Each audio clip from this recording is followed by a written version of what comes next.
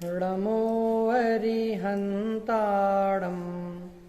णमो सिद्धाणं णमो आयर्याणं णमो वज्रायाणं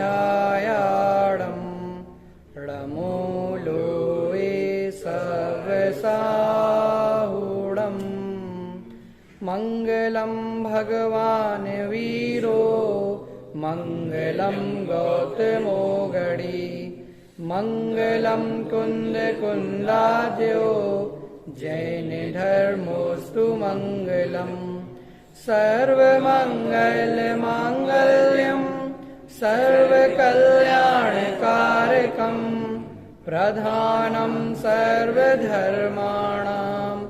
जैनं जयतु शासनम् जैनं जयतु शासनम्।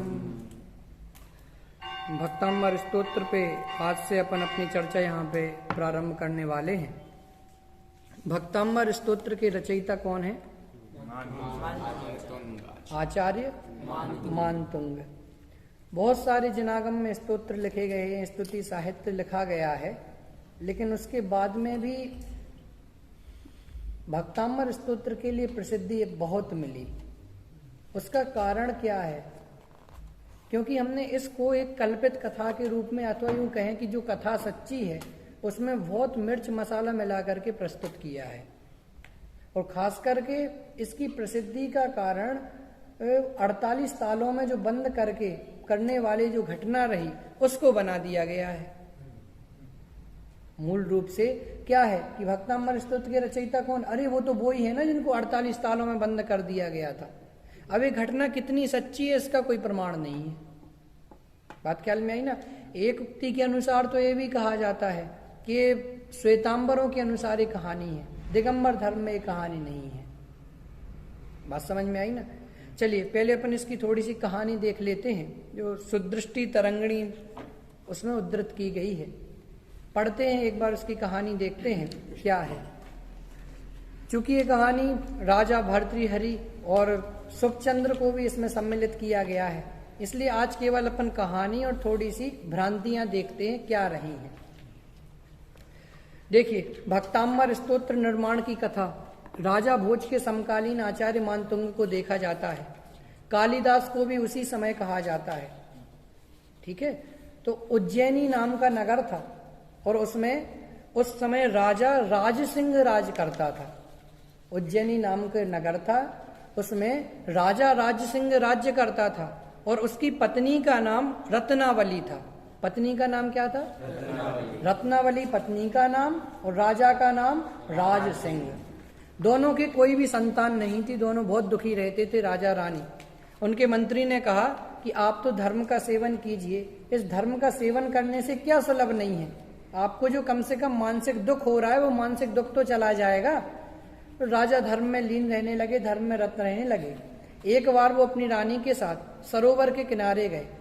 सरोवर के किनारे एक मुंज नाम का वृक्ष था। उस वृक्ष के नीचे उन्होंने एक बालक को रखा हुआ देखा, तो उन्होंने उस बालक को अकेला देख करके रानी के लिए वह बालक दे दिया और कहा कि अपने यहाँ कोई पुत्र नहीं है, आज से यही अपना युवराज है, आज से यही राजकुमार है। ऐसा जान करके उन्होंने उस बालक को अपना लिया और मुंज वृक्ष के नीचे वो बालक मिला था, इसलिए उस बालक का नाम मुंज कुमार रख दिया गया।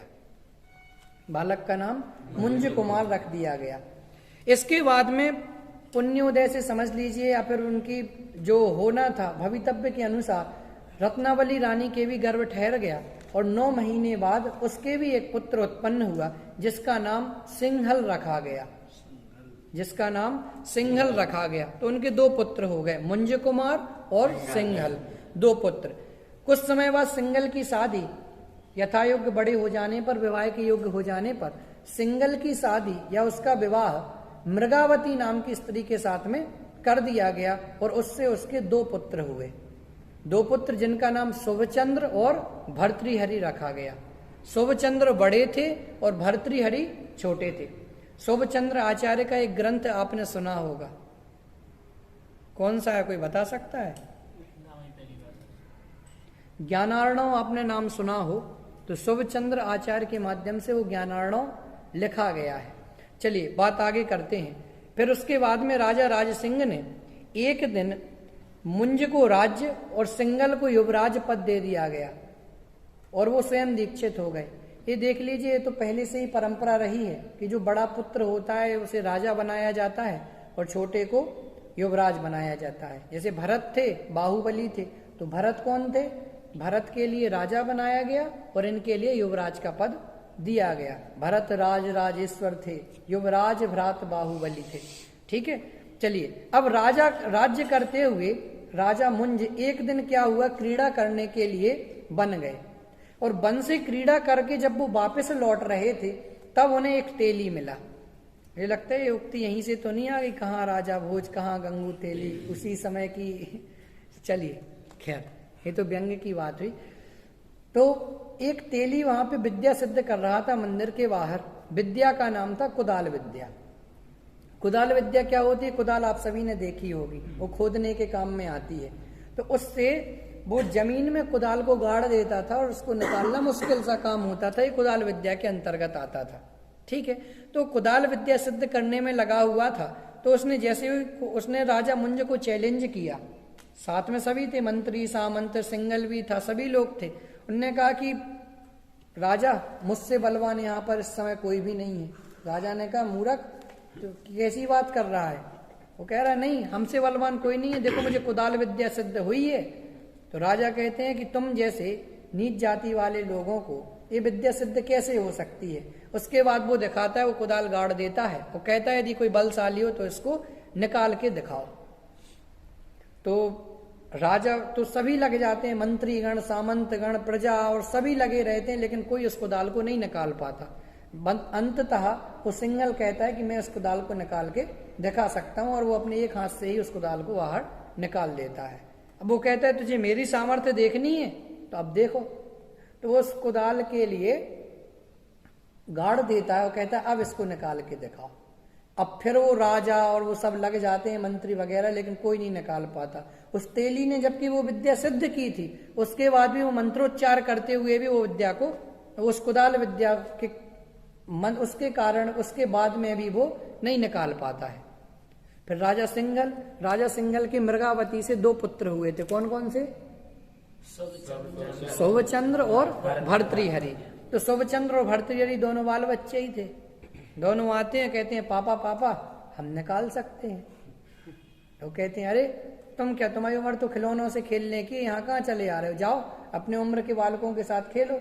लेकिन बच्चे जिद्दी होते हैं, तो बस वो अड़े रहे। और पिता ने कहा ले भाई ट्राई कर ले एक बार, क्या जाता है, होना जाना तो कुछ नहीं। वो कहते हैं पिताजी आपकी आज्ञा हो तो हम लोग हाथ लगाए बिना ही इसको बाहर निकाल देंगे। वो हाथ नहीं लगाते हैं, अपने केसों से उस कुदाल को बांधते हैं, बालों से वो खींच देते हैं, वो बाहर आ जाता है।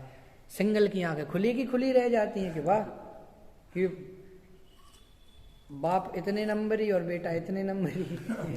बात समझ में आई ना? तो बस, और उसके बाद में क्या होना था देख लेते हैं। लेकिन राजा मुंज जो था उसके कोई संतान नहीं थी। राजा सिंगल के 2 पुत्र शुभचंद्र भर्तृहरि हो गए। तो उसको शंका हो गई कि भाई बाप भी बलवान, बेटे भी बलवान, मैं क्या करूंगा, मेरा तो राज्य लुट जाएगा। उसने कहा क्या किया जाए कि पहले तुम 2 को मार दें। तो उसने मंत्री से ये बात कही, लेकिन मंत्रीगण भी पहले बहुत ईमानदार और राज्य के प्रति सच्ची निष्ठावान होते थे। उसने जाकर के दोनों कुमारों को यह बात कह दी, किस किस को, शुभचंद्र को और भर्तृहरि को, कि तुम्हारे बाबा तुम्हें मारना चाहते हैं। पापा के भाई को बाबा कहा, ठीक है ना, मारना चाहते हैं। शुभचंद्र और भर्तृहरि जाकर के अपने पिता सिंगल को यह बात बताते हैं कि हमारे बाबा हमें मारना चाहते हैं। राजा सिंगल कहता है, तो ये लोग पूछते हैं क्या किया जाना चाहिए। राजा सिंगल कहता है कि जो तुम्हारे साथ जैसा करता है तुम भी वैसा करो। अगर वो तुम्हें मारना चाहते हैं तुम भी उनको मार डालो, राजनीति तो यही कहती है। फिर दोनों पुत्र कहते हैं कि पिताजी वो भी हमारे लिए आपके ही समान है, पिता के समान है, हम उनको नहीं मार सकते। तो उपाय क्या है? हम उनको मार नहीं सकते, मर भी नहीं सकते, इसलिए वैराग्य ले लो, दीक्षा लेकर के चले जाओ। दोनों भाई चले जाते हैं। उनमें से शुभचंद्र तो जैन आमनाय में दीक्षित हो जाते हैं, और भर्तृहरि कुछ समय तक भटकते हुए एक तापसियों का बड़ी जटाहटा वाला वेश रख लेते हैं और घूमने फिरने लगते हैं। ठीक है, अब ये तापसी एक बार जाते हुए भर्तृहरि, इनको बहुत जोर की प्यास लगती है।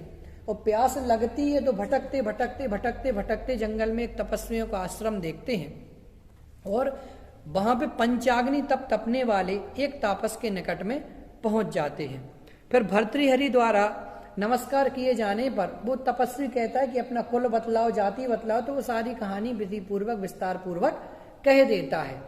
उसके बाद में क्या होता है, उसके बाद में वो उसके लिए एक तूंबड़ी आती है, जानते हैं?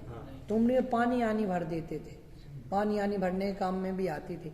उस तूंबड़ी में एक भस्म को रख करके दे देता है, जिस भस्म के माध्यम से तांबे को सोना बनाया जा सकता है। तो वो गुरु प्रसन्न होकर के उसको तांबे को सोना बनाने वाली भस्म उसके लिए भर्तृहरि को दे देता है। फिर भर्तृहरि गुरु के पास में 12 साल तक रहता है और 12 साल व्यतीत हो जाने पर उसकी सेवा से प्रसन्न होने पर गुरु भर्तृहरि के लिए वो विद्या भी बता देते हैं कि ये भस्म बनाई कैसे जाती है। फिर भर्तृहरि को विचार आता है कि साहब हाँ हमारा तो एक भाई भी था यार, 12 साल पहले बिछुड़ गया था, अब क्या करें। तो अपने शिष्यों को भेजता है, अब भाई चमत्कार आ गया और वो सिद्ध करने लग गया तो शिष्य भी ऑटोमेटिक जुड़ जाते हैं। लोक में आपने देखा होगा चमत्कार से जुड़ने के लिए क्या क्या चाहिए, फलाने ... बाबा है, अब क्या करना है, चमत्कार से जोड़ना है तो कुछ नहीं करना, ऑटोमेटिक जोड़ लेंगे। बात समझ में आ रही ना? बोलो, जगत में इतने भी दिखाई देते हैं, फलाने रहीम, फलाने राम, किससे जोड़ना पड़ा, किसको किससे जोड़ा, किसी को नहीं, ऑटोमेटिक लाखों की संख्या। बात ख्याल में आई ना? सोने की दुकान पे थोड़ी भीड़ होगी, भीड़ तो हलवाइयों की दुकान पे ही होगी। सही बात है कि नहीं? भीड़ तो हलवाइयों की दुकान पे होगी, सुनारों की दुकान पे, सोना बेचने वालों की दुकान पे थोड़ी भीड़ होगी। लेकिन भाई तुम्हें अपनी हलवा बेच करके जितना कमाना है उसको तो एक ग्राहक से ही उतना मिल जाता है। ठीक है, अब इनने अपना संघ सा तैयार कर लिया, बहुत सारे शिष्य जुड़ गए, जटा से जटा मिलाते हुए कई जटा वाले शिष्य बन गए। अब क्या करना था कि भाई तो गए देखने, तो एक पर्वत पे खड़े हुए थे सुखचंद्र आचार्य और तपस्या कर रहे थे। जैन मुनि नग्न ही होते, तपस्या कर रहे थे, तो ये लोग गए देखें तो क्या कर रहे हैं, तो यार तो आंखें नहीं खोल रहे हैं, खड़े हुए हैं। वो एक दिन हो गया, आधा दिन हो गया, एक दिन हो गया, 2 दिन व्यतीत हो गए, तीसरे दिन तो उनका पेट में बिल्कुल चुलबुली मच गई कि साहब अब क्या किया जाए, अब तो भूख लग रही, हम तो जे चले। तो गए और भर्तृहरि को बताते हैं कि साहब आपका भाई तो क्या हो गया है, आपका भाई तो वास्तविकता में इतना गरीब है, देखो नग्न खड़ा हुआ है, शरीर सूख रहा है और 2 दिन से आंखें बंद करके खड़े हुए हैं, तो क्या किया जाए। तो कहते हैं जाओ मेरे भाई के लिए भस्म दे जाओ, आदि भस्म में है तो आखिरकार मेरा भाई, दे आओ। वो भस्म लेके जाते हैं, वो आंखें खोलते हैं मुनिराज सुखचंद्र, कहते हैं आपके भाई ने आपके लिए भस्म भेजी है, तो लेते हैं और उसको पत्थर पे फेंक देते हैं। जो लोग जाते हैं कहते हैं भर्तृहरि साहब, गुरुजी आपका भाई तो बहुत अभागा है। क्यों है अभागा? क्योंकि वो स्वर्ण भस्म को उसने फेंक दिया। अब फिर भी अब गुस्सा नहीं आया, भर्तृहरि कहते हैं कि साहब है तो अपना भाई, चलो जाते हैं अब हम ही मेल मिलाप करते हैं। तो भर्तृहरि खुद जाते हैं, कहते हैं कि ये मैंने वर्षों की मेहनत के बाद में स्वर्ण भस्म बनाई है और इसको बनाने की विधि भी सीखी है, आप इसके लिए ग्रहण करें। क्योंकि देखो भटकने से क्या लाभ है, आप भी जानते, देखो कितनी गरीबी में रह रहे हो, सब बातें उसने कह दी। तो देता है वो मुनिराज, फिर लेकर के पत्थर पे फेंक देते हैं। अब वो कहते हैं तुम्हारे अभाग्य की महिमा हमसे तो नहीं कही जा सकती, टोडरमल जी की भाषा में है। अब क्या किया जाए? अब कुछ नहीं, जे और वो। फिर सुखचंद्राचार्य कहते हैं कि ठीक है तुम मेरे पहले भाई थे, लेकिन मुझे ये बताओ कि अगर हमें राज्य लक्ष्मी ही चाहिए थी तो वो तो हमारे पास पहले ही थी ना। हम तो संसार का स्वरूप जान करके वैराग्य को धारण किया था ना, हमने तो दीक्षा अंगीकार की थी। तो अगर इसका ही प्रयोजन था तो फिर क्या करना था? तो कहने लगा नहीं साहब ये तो हमारी इतनी पुरानी मेहनत है, वर्षों की मेहनत है, आपने ऐसे ही दाव पे लगा दी। कहते हैं ये तुच्छ चीजें हैं। तो कहते हैं मुनिराज कहते हैं तुम्हें यही देखना है, ये तो तांबा के लिए सोना बनाता है, पत्थर को सोना तो नहीं बना पाया। मुनिराज अपने पैरों के नीचे से धूल उठाते हैं, उस पहाड़ पे फेंक देते हैं, उस शिलाखंड पे फेंकते हैं, पूरा पत्थर और पूरा शिला सोने की बन जाती है। कहते हैं ये तो जैन तत्व में तो ये ऐसी ही साधारण सी बातें हैं, साधारण सी चीजें हैं, बस वो देख करके जैन धर्म की महिमा जान लेता है। अब सोचो जैन धर्म की महिमा कैसे जानी कि साहब सोने का बना देता है, इसलिए कहता है साहब दीक्षा दे दो, दीक्षा दे दो, दीक्षा दे दो, और उनको वो दीक्षा दे देते हैं। बात समझ में आई ना? अब दीक्षा तो दे दी, दीक्षा देने के बाद वो अंगीकार कर लेते हैं और फिर विधि के लिए इसके बाद में वो ज्ञानार्णव नाम का एक ग्रंथ लिखते हैं। तब से वो ज्ञानार्णव नाम की रचना हुई। अब राजा मुंज ने तो पहले ही 2 को मारने का विचार बनाया था, लेकिन वो तो वैराग्य लेके चले गए। अब उसके बाद में क्या होता है कि ये कहता है राजा सिंघल को भी क्यों ना मार दिया जाए। बेटों को तो ठिकाने लगा दिया, वो तो चले गए, अब पिताजी को भी। तो राजा तो ये मंत्री से कहता है, तो मंत्री कहते हैं राजन, क्या किसी निर्दोष को मारना अच्छा होता है? ये तो महापाप की श्रेणी में आता है। तो कहते हैं ये तो सही बात है। तो राजा ने मन में सोचा ये कोई काम का नहीं है, इसको जान लो, फालतू का उपदेश गिराता है, जाने दो। उसके बाद में क्या किया कि एक दासी से कहा कि तुम तेल मालिश करने के लिए जाती हो ना, तेल मर्दन करने के लिए जाती हो, तो क्या करना, उसकी आंखें फोड़ देना। वो दासी जाती है और उसकी आंखें दोनों फोड़ देती है। अब क्या किया जाए?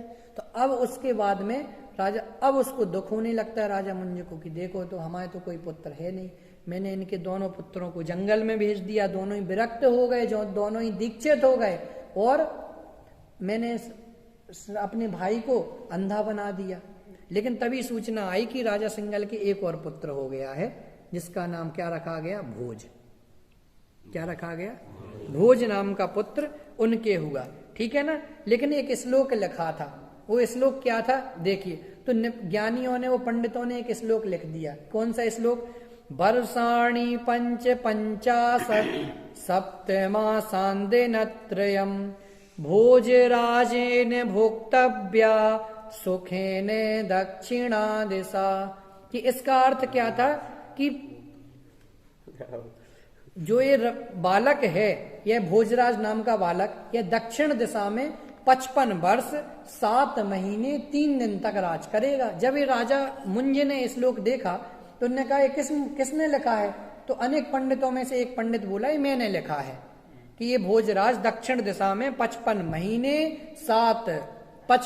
वर्ष 7 महीने 3 दिन तक राज्य करेगा। बात ख्याल में आई ना। अब इतना सुनने के बाद राजा मुंज कहते हैं भलाई इसमें ही है, इसको राज्य दे दो भाई, नहीं तो अपनी भी ठोका पीटी हो जाएगी। तो राज्य दे देते हैं और वो राज्य करने लगता है। अब राजा भोज के ही यहाँ पे एक ब्राह्मण रहता था, ब्राह्मण पंडित रहता था। राजा की सभा में तो बहुत सारे रहते हैं, पंडित भी रहते हैं, मंत्रीगण भी रहते हैं। तो बर्रुचि नाम का पंडित रहता था। इसकी एक कन्या थी जो विवाह के योग्य हो गई थी। उसने कन्या से पूछा कि बेटी अब तुम शादी के योग्य हो गई हो, बोलो किससे शादी करना चाहती हो। पहले ऐसे ही पूछा जाता था कि आपकी चॉइस क्या है। ठीक है।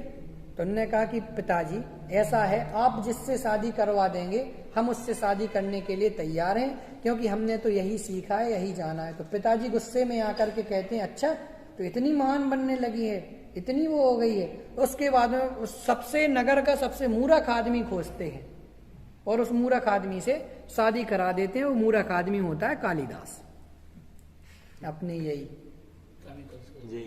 हाँ कवि कुल गुरु कालिदास। ठीक है। अब वो शादी करा देते हैं तो इनको अपना कर्म का उदय विचार करके संतोष से रहने लगती है। फिर एक बार लेकिन भी सोचता है बर्रुचि कि मैं इतना बड़ा पंडित ब्राह्मण और मेरा दामाद इतना बड़ा मूर्ख, सधेगी बात कैसे, सब लोग हंसी उड़ाएंगे, मेरी भी निंदा होगी कि इतने बड़े पंडित होकर के ऐसे मूर्ख से शादी कर दी। तो पढ़ाने लग जाते हैं उसको पढ़ाने लग जाते हैं, लेकिन उसको कुछ समझ में ही नहीं आता। आ का अक्षर समझ में नहीं आता, मंत्रोच्चार सिखाते हैं वो समझ में भी नहीं आता। उसके बाद में क्या करते हैं, जैसे तैसे उसको एक आशीर्वाद मंत्र सिखा पाते हैं, वो सीखता है। अब राजा की सभा में जाता है वो आशीर्वाद देने के लिए, तो राजा भोज को उल्टा सीधा सुना आता है आशीर्वाद भी। राजा भोज भी कहते हैं कैसा मूर्ख पंडित है, वो उधर से चला आता है। अब बर्रुचि उसको जाकर के बाहर निकाल देता है। ठीक है ना। अब मानखंड करने वाले वचन कह दिए उससे इनके ससुर जी ने कि तू ऐसा और वैसा। अब ईगो को ठेस लग गई भाई। अब वही चले गए, अब गम भुलाना है तो कहीं ना कहीं तो जाना है, कालिका को बुलाना है। तो बस क्या करते हैं, कालिका के मठ में एक कालिका देवी थी। तो ये भी अपने आप को महामूर्ख जानने लगे, साहब मैं वास्तव में मूर्ख हूँ, इससे ज्यादा मेरी कोई वैल्यू है ही नहीं। तो एक कालिका के मठ में जाकर के कहते हैं कि मुझे विद्या का वर दो, नहीं तो मैं मर जाऊंगा, मुझे विद्या सिद्धि करनी है, मुझे विद्या सिद्धि कर दो, नहीं तो मैं मर जाऊंगा। ऐसा कह करके वे औंधे मुंह, मतलब मुंह नीचे पैर ऊपर करके ऐसी तपस्या में खड़े हो जाते हैं और 7 दिन तक खड़े रहते हैं। अब देवी को भी दया आ जाती है, 6 दिन हो गए अभी। समझ में नहीं आता। 7वें दिन क्या होता है, 7वें दिन वो देवी प्रसन्न होकर के आती है, कालिका देवी, और कहती है कि साहब मैं प्रसन्न हूँ और तुम्हारे लिए आज मैं ये वरदान देती हूँ कि जो तुमने कहा है विद्या सिद्ध हो, तुम्हें वो सब विद्या सिद्ध हो चुकी है। और कालिदास को सब आने लगता है। और कालिका देवी की स्तुति करने के कारण इनका नाम कालिदास, कि जो इस काली का दास है वो कालिदास है, तो कालिदास उसका नाम रख दिया गया। देवी के प्रसाद से बहुत सारी विद्या सिद्ध हो गई। उसके बाद में कालिदास ने भी रचनाएं खूब झपट्टे से की और ये प्रसिद्ध हो गए। अब उसी नगर में ही एक वसुदत्त नाम का सेठ रहता था, जो जैन अनुयायी था। पहला बलरुचि नाम का ब्राह्मण था, ये वसुदत्त नाम का सेठ था जो जैन धर्मात्मा था। इसका मनोहर नाम का बेटा था। उस बेटे ने नाममाला नाम का ग्रंथ पढ़ा होगा, तो ये राजा के पास आया, राजा से मिलने आया। राजा ने कहा बेटा तुमने क्या पढ़ा है? इन्होंने कहा नाममाला नाम का ग्रंथ अर्थ सहित पढ़ लिया है। तो राजा कहते नाममाला, ये तो हमने कभी नहीं सुनी, किसके माध्यम से लिखी गई है? तो कहते हैं नाममाला तो महाकवि धनंजय के माध्यम से लिखी गई है। ये महाकवि धनंजय कौन है? हमारे गुरु हैं। अच्छा, महाकवि धनंजय।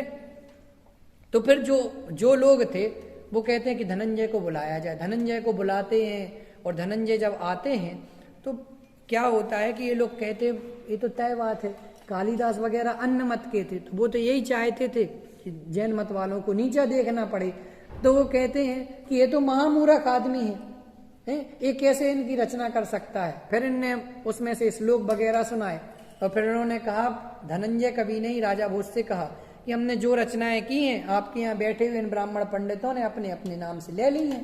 तो राजा भोज कहता है कैसे पंडित हो तुम लोग, ऐसा काम करते हो? तो ये पंडित कहते हैं कि महाकवि धनंजय खुद इतना बड़ा मूर्ख है और इसका गुरु मानतुंग वो भी बहुत बड़े मूर्ख है, तो कैसे इनकी रचना कर सकते हैं? तो ऐसा जान करके, ऐसा विचार करने के बाद में राजा, तो ये लोग कहते हैं कि वाद विवाद करेंगे हम तो मानतुंग से। तो कालिदास, तो ये धनंजय कहते हैं मैं उसकी साफ बात सुनो, हमारे गुरु के पास जाने की क्या आवश्यकता है? वो तो यति हैं, सन्यासी हैं, हमसे ही वाद विवाद कर लो, पहले हमें तो निपटा लो।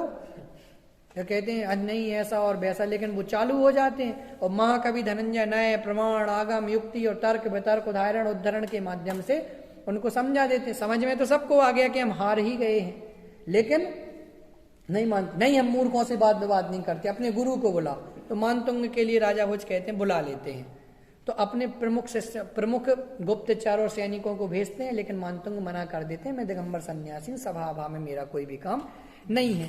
लेकिन उसके बाद जब वो आते हैं तो फिर कालिदास वगैरह और भड़का देते हैं कि देखो कितना अभिमानी है, राजा के बुलाने पर भी नहीं आया। तो फिर राजा कहते जैसे भी हो किसी भी हालत में उसको यहाँ लेकर के आना है। अब वो पकड़ करके लेकर के आ जाते हैं और 48 तालों के भीतर या 48 कोठरियों के 48 कमरों के भीतर उनके लिए बंद कर देते हैं। ऐसी एक संभावना जताई जाती है। बात ख्याल में आई ना? अब मैं इसकी अभी किंवदंती बाद में बताऊंगा, थोड़ा स्पष्टीकरण करूंगा इसका। अब देखें तो क्या हुआ, 48 तालों के भीतर बंद कर दिया। तो 2 दिन हो गए, 3 दिन हो गए, व्यतीत हो गए। तो आचार्य ने सोचा कि ऐसे तो जैन धर्म के फिर तो आगे आने वाले साधुओं पर भी उपसर्ग होने लग जाएंगे कि ये तो मौन रहते हैं, कुछ कहना नहीं है। तो इस स्तोत्र की रचना करते हैं, भगवान की भक्ति में लीन होते हैं, आदिनाथ के स्तोत्र का जाप करते हैं, उच्चारण करते हैं, रचना करते हैं। बात समझ में आई ना? तो उस स्तोत्र को कहते हैं और उस स्तोत्र को लिखते हैं। तो एक एक श्लोक कहने पर एक एक ताला टूट जाता है, किंवदंती आती है। किंवदंती माने कुछ कहा नहीं जा सकता है। उसका अर्थ भी देखो तो कुछ भी बोलते हैं। किंवदंती माने किम, क्या, बदंती माने बोलते हैं, क्या बोलते हैं, कुछ भी बोलते हैं, हकीकत भी और दोनों तरफा। माने ये समझ लीजिए कि सच्चाई भी और असच्चाई जैसा भी लगता है। बात ख्याल में आई ना? तो बस ऐसा एक बार होता है, फिर बाहर निकलता है। जैसे ही मुनिराज बाहर निकलते हैं तो सैनिक डर करके फिर बंद कर देते हैं, राजा क्या बोलेगा, फिर बंद कर देते हैं। फिर दूसरी बार मुनिराज निकल आते हैं तो फिर ये लोग जाकर के राजा भोज से कहते हैं कि साहब हम क्या करें, ऐसा ऐसा हो रहा है। राजा भोज अब की बार कहते हैं विशेष निगरानी और रखी जाए, गुप्तचर खड़े किए जाएं और सेना बढ़ाई जाए और सुरक्षा बढ़ा दी जाए, लेकिन उनको तालों में बंद रखा जाए। तीसरी बार करते हैं तो फिर वो सभा में वापस आ जाते हैं। बात समझ में आई ना? अब इतना सब हो जाने के बाद राजा भोज कहते हैं कि अब तो हमें भी कपकपी छूट रही है, ये चल के आ रहा है। कालिदास से कहते हैं तो कालिदास फिर कालिका देवी को स्मरण करता है और कालिदास के सामने कालिका देवी आती, कहती है बोल मूर्ख तूने क्यों याद किया मुझे। लोग कहते हैं ऐसी ऐसी घटना घटित हो रही। उसी समय चक्रेश्वरी देवी आ जाती हैं, उनकी अम्मा जी माने उनसे बड़े पद वाली चक्रेश्वरी देवी आती हैं और वो मानतुंग आचार्य को नमस्कार करती हैं। और एक कालिका देवी देख करके तत्काल ही चक्रेश्वरी देवी के चरणों में प्रणाम करने लग जाती है। चक्रेश्वरी देवी कहती है कि तू फिर से अन्य मतों वालों का और हिंसा के मत का पोषण करने में लग गई है। अभी देख मैं तुझे नगर से बाहर निकाल दूंगी, तेरी सारी विद्याएं छीन लूंगी, तुझे इस जम्बूद्वीप के बाहर ही फेंक दूंगी। ऐसा कहती है तो तत्काल ही वो डर जाती है और चक्रेश्वरी देवी को प्रणाम करके कहने लगती है माते हे देवी हमें क्षमा करो, अब के बाद ऐसा नहीं होगा कभी, मैं आज से ही इन सब का त्याग करती हूँ, मूर्खों की संगति से दूर होती हूँ। काली आलीदास तो बाढ़ में जाए, ठीक है ना। वो हट जाती है और फिर कहती है तो मुनिराज के चरणों में नमस्कार करती है और मुनिराज से कहती है कि मुझे क्षमा कर दीजिए। तो मुनिराज कहते हैं कि तुम विवेक युक्त ऐसी देवी बनी हो तो कम से कम तुम्हें हिंसापूर्ण मत का समर्थन नहीं करना चाहिए। तो वो उसका त्याग कर देती है। उसके बाद में इस घटना को जानकर के चक्रेश्वरी देवी चली जाती है, कालिका देवी भी चली जाती हैं, कालिदास भी नियम लेते हैं कई सारे और राजा भोज भी श्रावक के व्रत अंगीकार करते हैं। और राजा भोज के कहे अनुसार ऐसा भी कहा जाता है, उनके कहे अनुसार एक स्तोत्र की रचना भक्ताम्बर स्तोत्र की रचना की जाती है। अब इसका नाम भक्ताम्बर स्तोत्र क्यों पड़ा बोलो।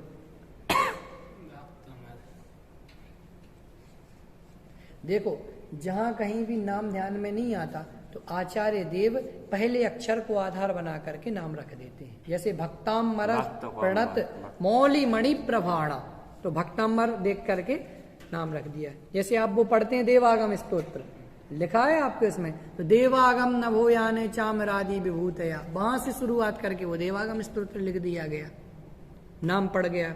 ऐसे ही कल्याण मंदिर स्तोत्र है, वो कल्याण मंदिर से चालू होता है। एक ही भाव स्तोत्र माने उनके जो पहले अक्षर आते हैं वही से ही उसको प्रारंभ कर दिया गया, ठीक है। तो मूल रूप में उसके बाद में इसको आदिनाथ स्तोत्र भी अथवा आदिनाथ स्तुति भी इसको कहा जाता है। बात समझ में आई ना। तो आचार्य देव के लिए अनेक कथन मिलते हैं, कोई हर्षवर्धन के भी समकालीन बताता है, कोई राजा भोज के समकालीन, कालिदास के समकालीन भी आचार्य देव को बताते हैं। दूसरी बात, ये स्तोत्र दिगंबर और श्वेतांबर दोनों में समान रूप से प्रचलित है। दिगंबर भी पढ़ते हैं, श्वेतांबर भी पढ़ते हैं। दिगंबर 13 पंथी 20 पंथी सभी लोग इसमें 48 छंदों को मानते हैं। अब सुनना, श्वेतांबर में भी मूर्ति पूजक होते हैं, ढुंडारक होते हैं और सब प्रकार के होते हैं। तो इनमें से जो मंदिर मार्गी होते हैं श्वेतांबरों में, वो लोग इसमें 44 श्लोक मानते हैं, ठीक है ना। वो 4 प्रार्तिहार्य वाले, उन्होंने 8 में से 4 प्रार्तिहार्य वाले श्लोक उन्होंने छोड़ दिए।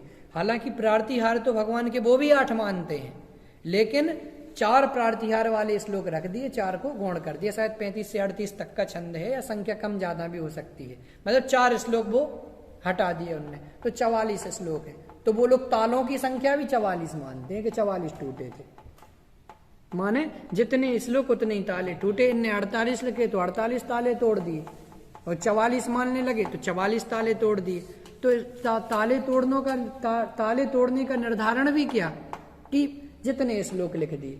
बात समझ में आई ना मूल रूप से। दूसरी बात, ये भक्ताम्बर स्तोत्र को आजकल हमने बहुत गलत रूप में प्रचलित कर दिया है, बहुत गलत रूप में प्रचलित कर दिया है।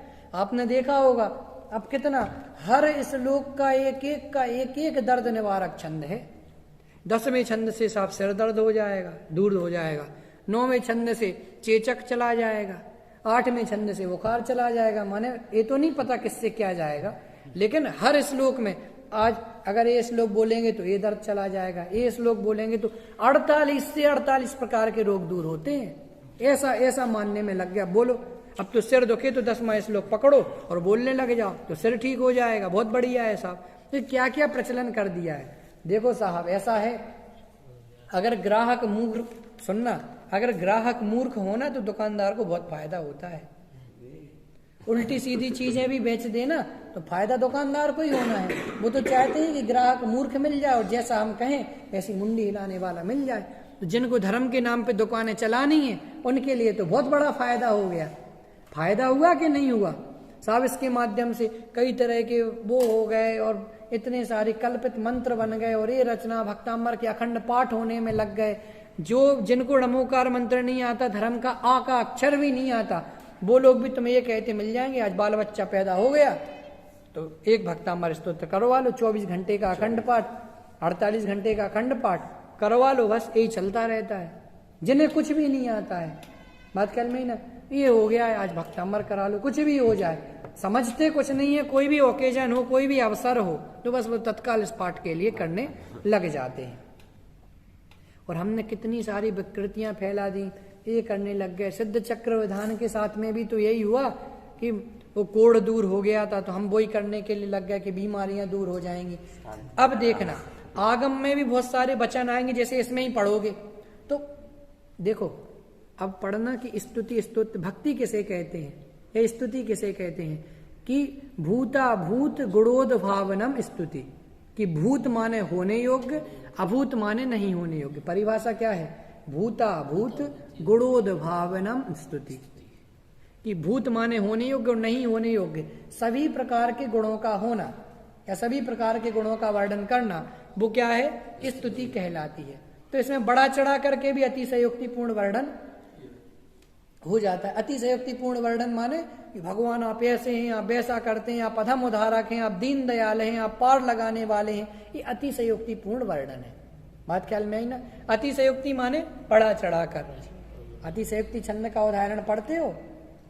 हनुमान की पूंछ में लगन न पाई आग, लंका सारी जल गई, गए निशाचर भाग। कि उधर पूंछ में आगे ही नहीं लग पाई, उसके पहले लंका जल गई। ये क्या है भाई? पहले आग तो लगने दो, फिर जलेगी लंका। ये अतिशयोक्तिपूर्ण वर्णन होता है। बात समझ में आई ना? तो इस तरीके से बड़ा चढ़ा करके वर्णन करना। तो भक्तंबर में भी आपको मिल जाएगा कि हे प्रभु आपने तो मिथ्यात्व जैसे महारोग को, महाभयंकर रोग को दूर कर दिया है।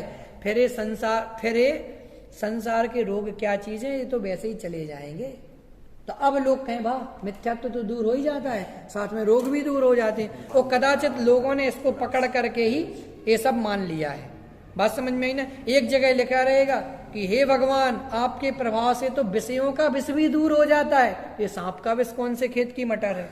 ये सांप का विष भी दूर हो जाएगा। देख करके अरे साहब सांप का जहर भी उतर जाएगा, ऐसा मानने लग गए, रोगों के लिए करने लग गए।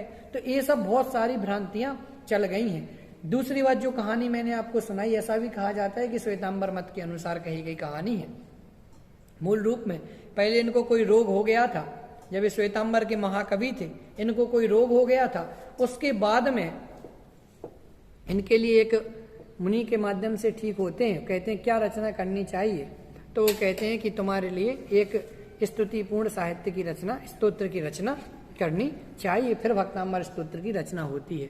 और ऐसा भी कहा जाता है कि पहले हिंदू थे, ब्राह्मण थे, उसके बाद में जैन मत में दीक्षित हुए थे। क्योंकि इसमें ही एक श्लोक ऐसा आता है, मन्ने वरम हरि हरादय एव दृष्टा, कि मैंने खूब इन हरि हरादय, हर हर शंभु और सबको देख लिया है, ब्रह्मा विष्णु महेश सभी को देख लिया है, लेकिन इस जगत में आपके सिवा, आपके जैसा हमें और कोई नहीं मिला। आपको देखने से ही हमारे नेत्र संतोष को प्राप्त हुए हैं, और इस जगत में और किसी को देखने से हमारे नेत्र संतोष को प्राप्त नहीं हुए हैं। इसलिए इस जगत में केवल और केवल हे जिनेंद्र भगवान आप ही एकमात्र श्रेष्ठ हैं, इस विश्व में और भी कोई श्रेष्ठ नहीं है। इस कारण से मैं इस जैन मत में दीक्षित हुआ हूं। तो ये भी अनुमान लगाया जाता है। तो मुंडे मुंडे मतिर भिन्ना माने कि जितने भी 7 अरब प्रकार के लोग हैं तो 7 अरब दिमाग हैं, सबकी खोपड़ी अपने अपने हिसाब से चलती है, सब लोग अपने अपने हिसाब से दिमाग चलाते हैं। तो कोई अपने हिसाब से कहता है इसके समकालीन थे, कोई कहता है कि इसके समकालीन थे। इस तरह की मान्यताएं चलती हैं, प्रचलित होती हैं। तो इस प्रकार से ये भक्तांबर स्तोत्र की सामान्य रूप से जो कहानी थी, ये कहानी याद होना चाहिए। स्तुति की परिभाषा क्या है कि भूता भूत गुणोद भावनम स्तुति। ये पढ़ना एक बार, इसमें जो प्रस्तावना लिखी गई है उसको भी पढ़ना। इस कहानी को भी आप हमेशा के लिए याद रखें सुनाने के लिए कि जैन धर्म का महात्म्य कैसा, लेकिन एक किंवदंती के जैसा ही। चमत्कार को नमस्कार करना ये जनागम का काम नहीं है। जनागम में तो केवल और केवल वीतरागता को ही नमस्कार किया जाता है। हम भक्तामर स्तोत्र पढ़ेंगे तो बहुत सारी भ्रांतियां लोगों ने कैसे निकाल, इस दृष्टिकोण से भी अपन बात करेंगे, चर्चा करेंगे। अभी अपन सभी मूल अपनी वाणी को विराम देते हैं। अब अपन इसके आगे डेली 2 या 3 छंद जैसे भी होंगे उस हिसाब से अपनी चर्चा को आगे बढ़ाएंगे और इस श्लोक को, इस स्तोत्र को पढ़ेंगे। 3 छंद हो जाए।